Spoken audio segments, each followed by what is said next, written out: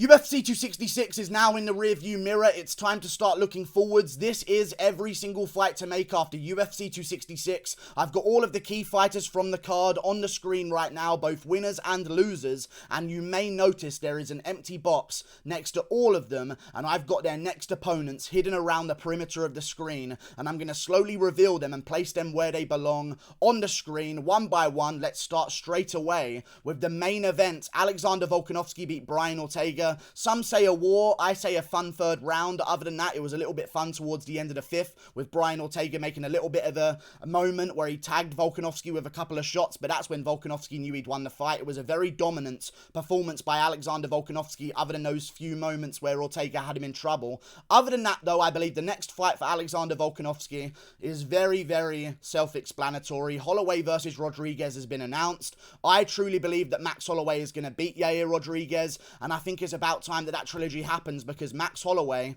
is the next best featherweight in the division. Everyone knows that, and if he goes out there against Yair Rodriguez and has a Calvin Kattar-esque performance, or just beats Yair Rodriguez in general, the anticipation for this trilogy is massive, and I think it's going to be a huge fight. I believe it could headline its own pay-per-view card. Maybe we bring this back in March next year. It depends how much damage Holloway takes against Rodriguez in November. That fight's happening in November. We'll see how that one goes. Maybe Holloway gets injured and we have to wait a little bit longer, but I reckon around March or April of next year, probably March, hopefully a bit sooner rather than later, because I want to see both of these guys be very active. It's always better when fighters are active. Alexander Volkanovski versus Max Holloway 3.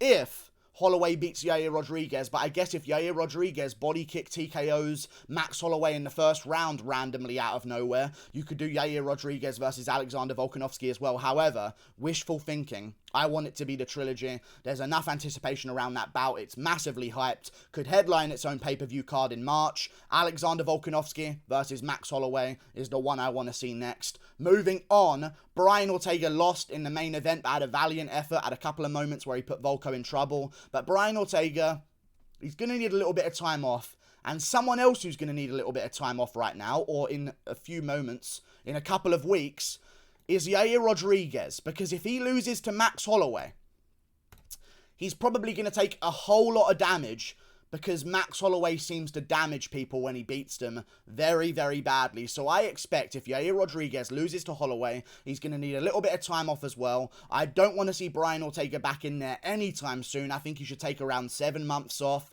He really took a bad beatdown the same way he took against Holloway. Maybe less of a beatdown than the Holloway fight, but he took a lot of damage of ground and pound, so it's still an immense amount of brain damage. Take some time off, Brian Ortega. Yair Rodriguez is going to need a little bit of time off after the Holloway fight as well, and then we can turn both of them back around in May or June of next year against each other, maybe in the main event of a fight night. That would work for me. They're both big names. I think that's the matchup that should be made. And again, if Holloway loses to Yair Rodriguez, these two bouts are very interchangeable. You could have Volko versus Rodriguez. You could have Ortega versus Holloway too, to decide who gets to stick around in the featherweight division and earn back their title shot on another title elimination bout. That's what I want to see from the main event. Moving on to the co-main event, Valentina Chefchenko beat up some random woman in Lauren Murphy, who showed up and just didn't really do anything. So good job, Chefchenko. She's a real legend. I think her next opponent should be another random woman who doesn't know what she's doing at all, because it's the women's flyweight division and you don't have any skill in any way whatsoever. I've got 5 friends that would beat these girls. Either way, Valentina Chefchenko versus Caitlyn Chukagian. Chukagian did okay against Chefchenko, I guess, in hindsight. She landed a couple of shots. So that'll be the promo.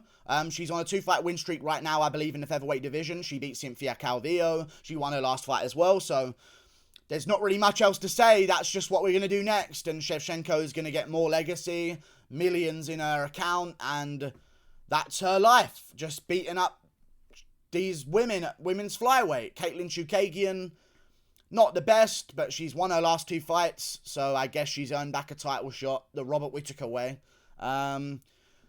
Can't wait for that one. Really going to be a nail-biter. Can't wait to see what Chukagian can bring to the table to create a shock upset against Chefchenko. Maybe this time she'll throw punches correctly. Who knows? That's the thing with the women's flyweight division. You can make these drastic changes where all of a sudden they understand how to throw punches, not like a toddler. Maybe that could pose some threats to Chefchenko. Who knows? That's the rematch. They're going to make it next. It's the only thing that they can do right now. Moving on.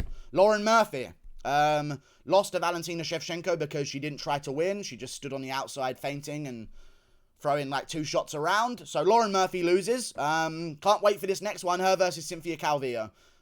Cynthia Calvillo lost to Jessica Andrade by TKO in the first round. Lauren Murphy's just lost by TKO to Valentina Shevchenko. They're both going to need a little bit of time off. They're both women's flyweights. They're around the same schedule. They just fought on the same night. They both got TKO'd. Give both of them about 5 months off. Bring them back early next year. Lauren Murphy, Cynthia Calvillo. Prelims of a pay-per-view or feature fight of a fight night card. Something like that. Good matchup.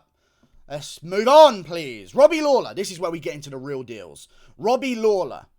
I think his next opponent should be, and he finished Nick Diaz in the 3rd round. Nick Diaz said no mas. Couldn't really continue. Got dropped, I guess, and just looked at Herb Dean and said, no, I'm done. Robbie Lawler is coming off a win. He's got some momentum. He's got some name power. I've got a perfect opponent for him. Nate Diaz. It's perfect. Nate Diaz does not earn a fight with Jorge Masvidal right now, or another opponent up the division. Apparently, he's not too interested in fighting Vicente Luque. There is real storyline behind making Robbie Lawler versus Nate Diaz. Robbie Lawler just beat Nick Diaz. Nate Diaz was there in his corner. You could make the whole revenge narrative. You can do Nate Diaz, Robbie Lawler. They're both legendary names. A lot more casual fans understand the name of Robbie Lawler now. He just beat Nick Diaz, and a lot of the casuals were picking Nick Diaz to win as well. So now they respect Lawler at some kind of level. I think Robbie Lawler versus Nate Diaz makes all the sense in the world. And not only is it a good matchup that can sell and has some storyline and some promotability, but Nate Diaz probably wins. And you need Nate Diaz to get a good win. And Lawler's probably going to be ranked probably number 15 in the welterweight division, or close to number 15. So if Nate Diaz wins, he might be able to get himself ranked. I don't think he's going to get himself ranked with a win over Robbie Lawler, but he's still going to put himself at least in the top 20 of the welterweight division, and at least give him some more bargaining power to get up to the top of the rankings and take on these top contenders. I know they would just give him Luque if he asked for it, but he doesn't seem too interested in the Luque bout, apparently. Said that wasn't the one that he's looking for, actually. So I think Robbie Lawler versus Nate Diaz makes perfect sense. You can promote the hell out of it. It's got great storyline. And again, most importantly, the way Lawler looked against Nick Diaz, I reckon Nate Diaz could probably beat him. And would probably beat him. And if you can get Nate Diaz to come off a win against Robbie Lawler, avenge his older brother, avenge his older brother's loss, get on the microphone. Now all of a sudden you've got call-outs, you've got Nate Diaz with momentum again, you've got Nate Diaz maybe coming off a finish of Robbie Lawler or a 5-round beatdown of Robbie Lawler, depending on how he wins, a submission of Robbie Lawler, who knows. Then he's got some momentum, then he's got some star power back. This is a big enough fight to put on the feature fight of a pay-per-view card and sell a bunch of pay-per-views anyway. If Nick Diaz versus Robbie Lawler can do 2 million views on a countdown, Nate Diaz, Robbie Lawler can at least do 1.5 million. You know what I'm saying? Nate Diaz is a bit of a bigger name, perfect matchup to make, and I think he wins it as well, and that gives him an opportunity to jump back up those rankings. Moving on to the loser of the feature fight of the card, Nick Diaz said no mas in the 3rd round.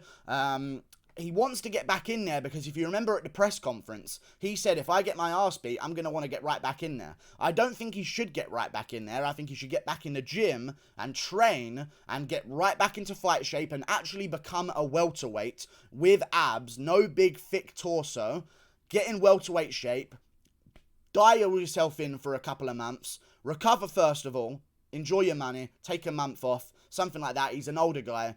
Dial yourself back in and then take on a name like, and I know Brett Okamoto said that Ben Askren should be next. He's basically insulting Nick Diaz, essentially. Fuck Brett Okamoto. He's a retard. I believe the next fight for Nick Diaz should be, and some people were saying Jorge Masvidal, like, shut the fuck up. What do you want to happen to Nick Diaz? You can't beat Lawler. You're getting TKO'd by Lawler. You're going to get KO'd out cold by Jorge Masvidal. I know he's also older, but come on, what are these dumb matchmaking going on? I think his next opponent should be Matt Brown. Perfect matchup. Still dangerous, but older as well. Taking his damage in his career. They both fought forever, so there's some promo that you can make. And Matt Brown's got a fight coming up, I believe, with Brian Barberena in December. So if he wins that one, which I actually think I'll be picking him to win as well, because Brian Barberena did not look good against Jason Witt, I reckon that Matt Brown could KO Brian Barberena, and I would bet on that as well, because Barberena hasn't really been looking too good recently. I reckon Matt Brown wins in December, gets on the microphone, calls out Nick Diaz, gets that fight made, gets a big money fight with Nick Diaz, and you can make this around April of next year, give Nick Diaz some time off, give Matt Brown some time off if he does beat Bryan Barberena, or even if he loses to Bryan Barberena, it does not matter. He's a legendary name. If he wins against Barberena, it's perfect. It amps it up even more. But either way, I think these are the fights you're looking at here. I would have said Carlos Condit, but he fucking retired, and it really does hurt me that Carlos Condit retired. So, the next best thing, Matt Brown, Nick Diaz, I think is a perfect matchup. And they're both old, and it would give Nick Diaz a chance again to try and right his comeback. Come back in April against Matt Brown. And also, Matt Brown's been calling for this fight as well, so I reckon this has a high likelihood of happening, especially if Matt Brown beats Barberena and gets on the microphone, because after his win against Diego Lima, he was saying, hey, give me Nate Diaz, give me Nick Diaz, I want these big money fights, because I'm a big name myself, and I think you could sell that fight definitely, and give a chance of Nick Diaz against a reasonable level of competition. Now, do I believe that Nick Diaz would beat Matt Brown? I don't know, in all honesty. But it's a good fight, and there are some questions that could be asked, and there will be people that will say that they think Nick Diaz does beat Matt Brown, so that's all you need for a great matchup. Those two should fight each other. Moving on to the main card, again, opener of the main card, or second fight on the main card, Curtis Blaydes. Curtis Blaydes his way to a win, called out Stipe Miocic, called out the winner or the loser of Gane versus Ngannou. Like, how fucking delusional is this man? You just put on a snoozer of a performance. Now, fair enough, it was more entertaining than the first 3 rounds of Shevchenko versus Murphy. But you're a male, so you get booed out of the fucking arena while Shevchenko gets showered in praise for her first 3 rounds. Either way, Blaydes got booed out of the arena. He's not getting a jump up the rankings. He's going to have to take on someone else. I originally wanted to pair him up with the winner of Tybura versus Volkov. I don't think that's what you do next. I think you punish him and give him a guy who also won on the prelims of this card. Chris Daukaus got a KO over Shimil Abdurakhimov. He's going to be high up the rankings. Very promotable fight. Not a very promotable fight in all honesty, but the winner of this one will have some steam to then call out some of the top contenders to get themselves towards the title shot. The delusion of Curtis Blaydes to think that he might have a chance of getting a winner of Gane versus Ngannou or the loser is just ridiculous to me. You did shit against Rosenstruik. You had a shit performance. You won, and that's good enough, but you had a shit performance, okay? Fight Chris Daukaus, another guy. I want title fighters to have at least a 3-fight win streak. I think that should be mandatory, unless they're a very top contender, in which case they should have a 2-fight win streak, in all honesty. So, Blaydes, Daukaus, that books both of them up. They both had a similar finish or a similar amount of damage taken, but Blaydes got damaged a little bit more, so bring them back March of next year on a pay-per-view card. Open up the card with Blaydes versus Daukaus. You're done. It's a great fight. Winner gets a big spotlight to take on someone else in the top of the division. I don't think either of them are going to get the call-outs that they made, so let's put them against each other. Moving on, Daukaus did actually call out Blaydes. He said the winner of Blaydes Rosenstruik is a good opponent for me. So, make that fight happen. Moving on, Merab Dvalishvili got a win in the headliner of the prelims against Marlon Moraes. Great comeback win. This is a difficult one for me because the bantamweight division is weird right now with Aljo being Aljo and ruining everything. And I want to say this again. I just mentioned this about guys, like, you need to be on a win streak to fight for the belt. They are saying that Corey Sandhagen should fill in and take on Piotr Jan for the interim belt. I'm saying, fuck that. He's coming off a loss. No.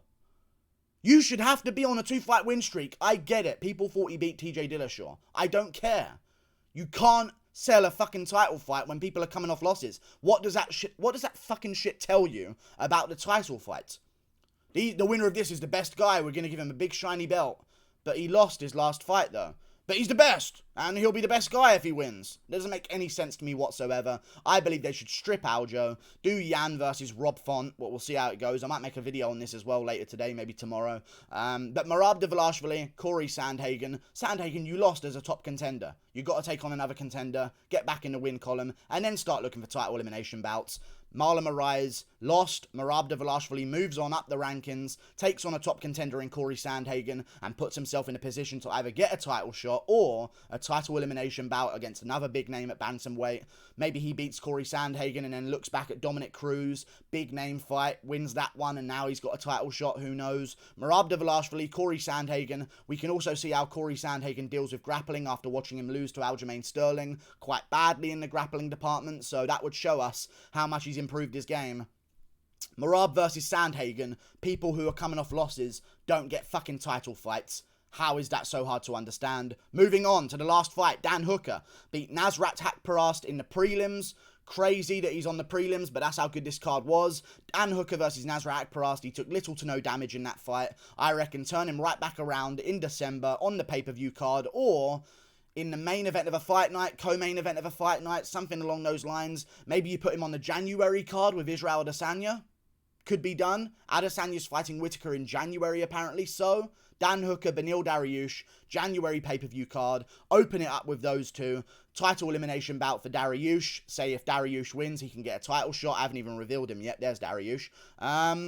He called out Dariush. Make the most out of that call out. Dan Hooker's probably going to be ranked number 6 in the lightweight division because Ferguson's inactive. He'll slip down the rankings. And if RDA loses to Makhachev, which is probably going to happen in a 3-round bout, he'll move down the rankings as well, making Dan Hooker number 6 for staying active and getting himself a win. I think they should do this matchup next. If Dariush wins, say, hey, Dariush, you'll get a title shot if you win this bout. If Dan Hooker wins, put him in a position to get a title elimination bout in the lightweight division. I truly believe the winner of Makhachev Dos Anjos should take on the winner of Chandler versus Gaethje.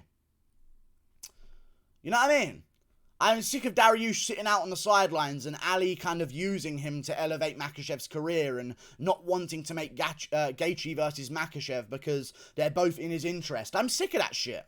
Ali, fuck off ruining the fucking sport. And I know that Gaethje, if he does beat Chandler, is going to be looking for a title shot. I say to that, go fuck yourself, dude. You're on a 1-fight win streak.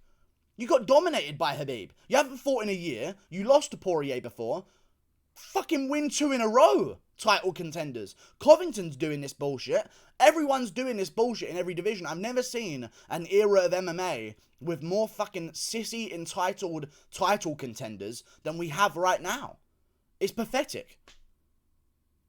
Go on a 2-fight win streak. You'll get a title shot. Winner of Dariush Hooker. If it's Dariush, gets it. If it's Hooker, gets another top contender. Makhachev, if he beats Dos Anjos, can take on the winner of Gaethje versus Chandler. Perfect. They can get a title shot after that one. You should have to be on at least a 2-fight win streak.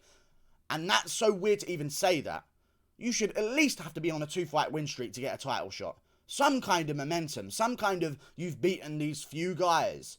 Can't just be, oh, I lost and then I came back and now I'm ready to fight and prove I'm the best in the world again. You just lost.